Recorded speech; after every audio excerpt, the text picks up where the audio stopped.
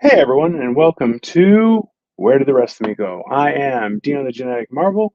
Uh, I am telling the story about things that I've gone through to kind of change the direction of my life. So far, I've lost 160 pounds, and hopefully, I'm going to be I've lost more over the last few days as well.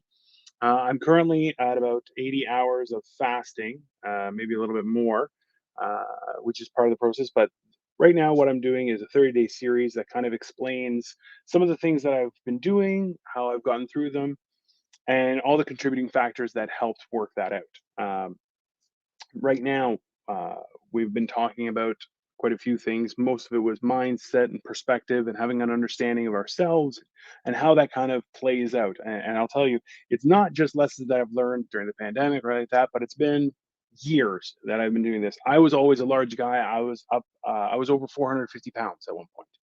How by how much, I'm not sure, but I was massive. And at this point, a few days ago, I weighed in at 290 pounds, which is a huge success for me. And Hey, what's happening, Serge? And right now, I'm ever trying to get healthier and healthier. Some of my friends have made fun and they said, "Well, your head is still gigantic and my hands are still gigantic, so I look kind of like a cartoon." But that's all right. I'm feeling healthy. I'm feeling better every day. So this week, what we've been talking about has been food.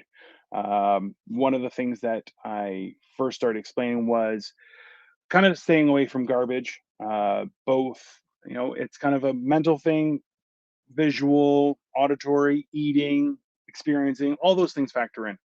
Um, then the idea was just having some understanding of what it is you're putting inside you, right? And that's like the first step of understanding how things work was the idea that if you know what it is, then you can actually make uh, a decision, right? If you're not informed, then you can't make a decision. So this one's probably going to be a couple days that we're going to talk about it, but I thought we should talk about sugar. Now, I was diagnosed with diabetes in 2018, and my dad got it when he was significantly older. And My brother, who just passed away, he had it. He got it when he was in his early 30s. Now, uh, he had a very poor diet.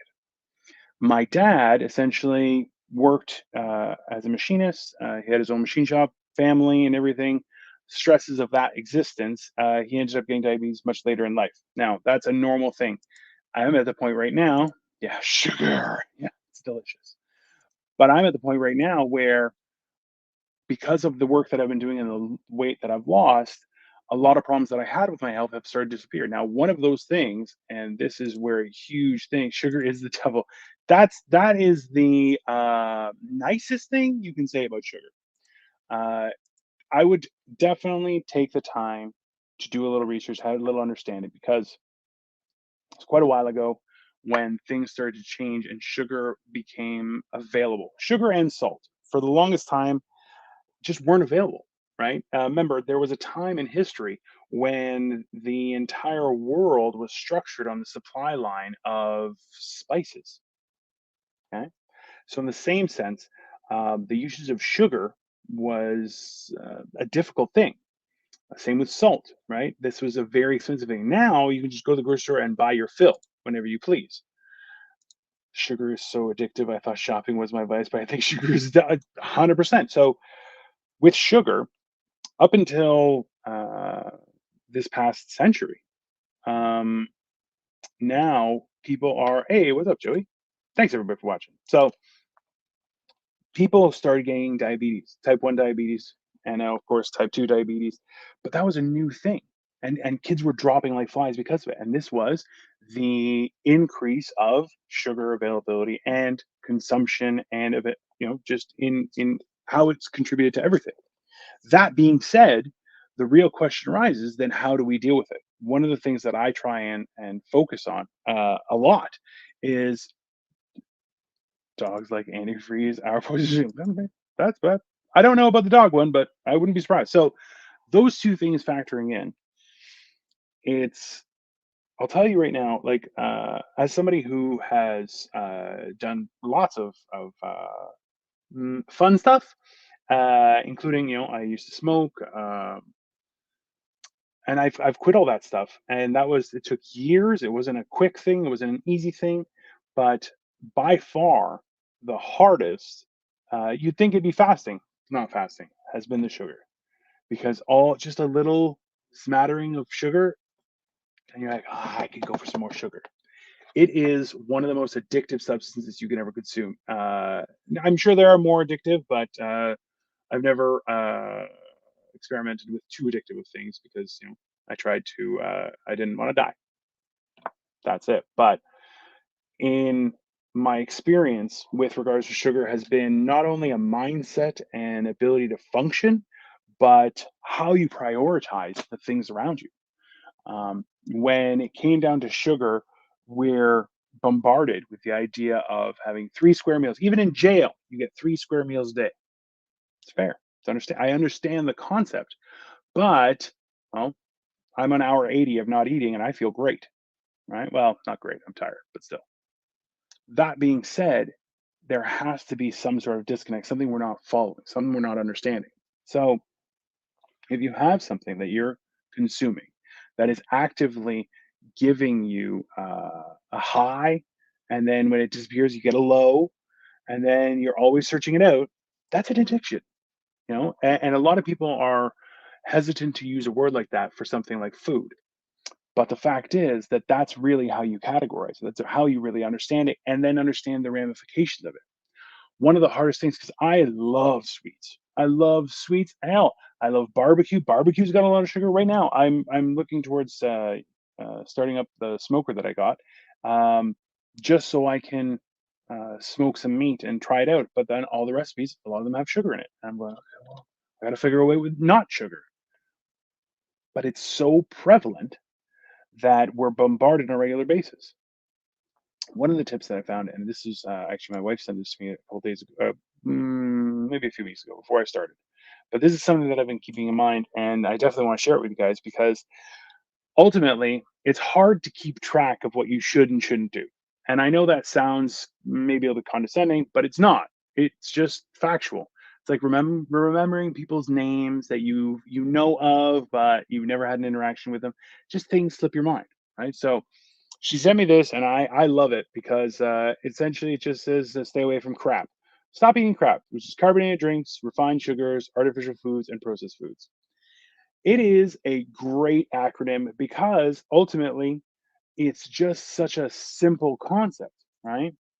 Understanding that it's that little step. So right now, one of the things that I was given the advice I said yesterday was that if I'm feeling down with regards to my fast, was I might not have enough salt. So where salt you can get a little bit is carbonated water. So I've been drinking that, and it has made things a little bit easier. Now, when I break my fast tomorrow, I will report on that. Surgeon Joey talking.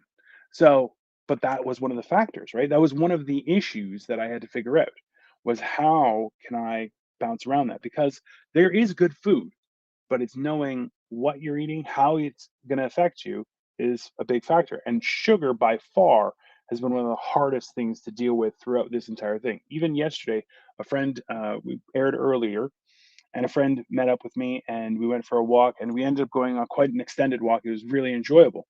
And he was like, "Hey, I brought you a bottle of water," and it was water with flavoring, which I was like, "Ah!"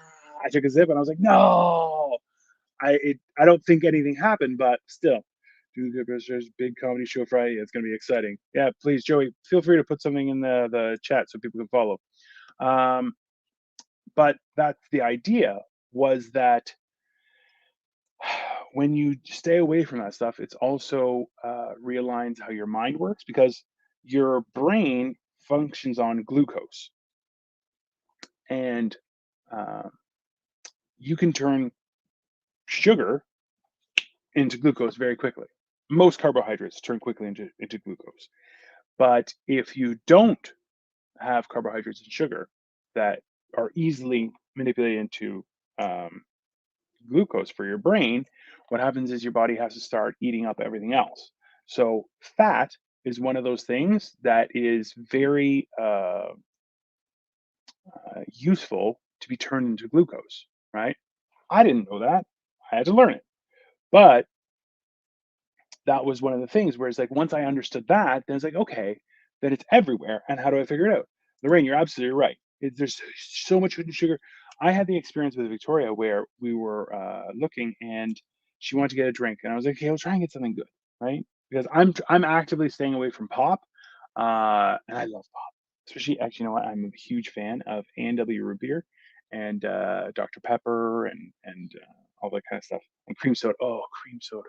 Mm, pink cream soda too.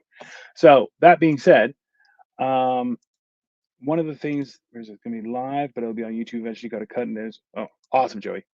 So that being said, was she went and she got it was a Pure Life tea, which you're going it's tea, it's great, it's perfect, right?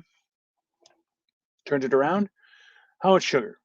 Now a can of Coke, regular Coke, has I think it's 36 grams of sugar. The Pure Life, 43. We can't make sense of this stuff. We just have to be aware. I don't know, maybe. Depends. I've had some weird hair growth lately, so I don't think so, but we'll see. Um, but that's the thing, right? Is understanding where the sugar lies is a huge component.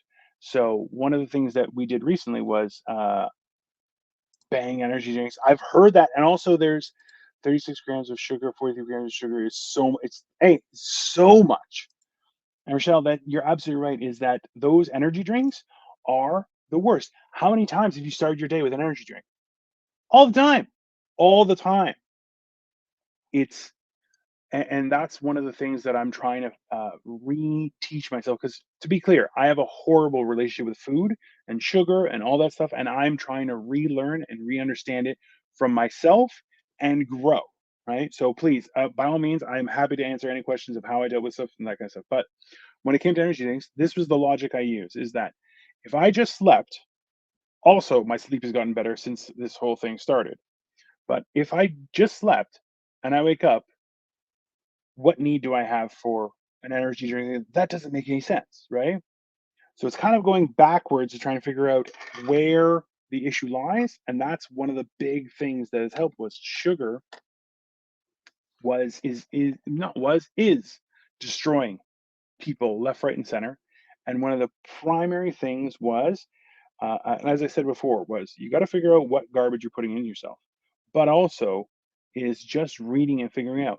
Have some standards. So one of the things Victoria and I have been doing was anytime we're looking at stuff that where it's been a little bit processed or there's other things in there, turn it around. It's okay. How much sugar? One of the things we use as a kind of guiding line was if it's under 5% sugar, we can try. Let's see how it works. Got away from pop and Starbucks and went to black coffee. Black coffee, interestingly enough, on a fast, you can drink coffee with heavy cream, not milk, because milk is a carbohydrate. I don't understand that one either, but heavy cream, no problem. And understanding that was a total game changer because I'm operating on nothing. So I know it sounds like I'm a little bit of a hypocrite because I have coffee in the morning and that kind of stuff. But on a normal day, I'm not going to have coffee until 11, 12, 1 o'clock just because I ate food. I'm good. Now I'm on, running on steam, which has just been water. It's been horrible, but that's what I'm trying to do. So that's rule number one is have a guideline or principle that you can challenge things with. If it's got too much sugar, find an alternative. And I know how horrible I feel every time I do it, but if you want something sweet, try a fruit. Eventually, so after a few days of doing it, you kind of get into the system of it. And I know for myself, I'm not very adventurous when it comes to fruits and vegetables. I hate them. I hate them with every fiber of my being. But I'm older now, and if you want to poop, you're gonna have to eat fruits and vegetables. That's just how life works. So, finding alternatives to sugar was definitely a huge thing. But the advice for today is definitely understand how much sugar is in the things that you're consuming, and just try and set yourself to little standards that will help you progress. Because the idea is, if you don't put any energy into that focus, it's just going to fall apart. So if you found this was beneficial or you think somebody else would be, please like the video, subscribe to the channel, and also feel free to share it with other people or to your own channels on Facebook or wherever, as I am definitely trying to open this up to more resources and to be able to affect more people, because I think it's good information. And the fact is that everyone else is just trying to sell a pill, and I'm not trying to sell anything at this point. I may try and sell stuff, but right now I'm just trying to do something right for that help me and maybe will help others. So please like, share, and subscribe. And I will be back tomorrow with more information. We're going to keep on talking about sugar and a few other things that I learned, and hopefully it'll help. Have a great night, everybody, and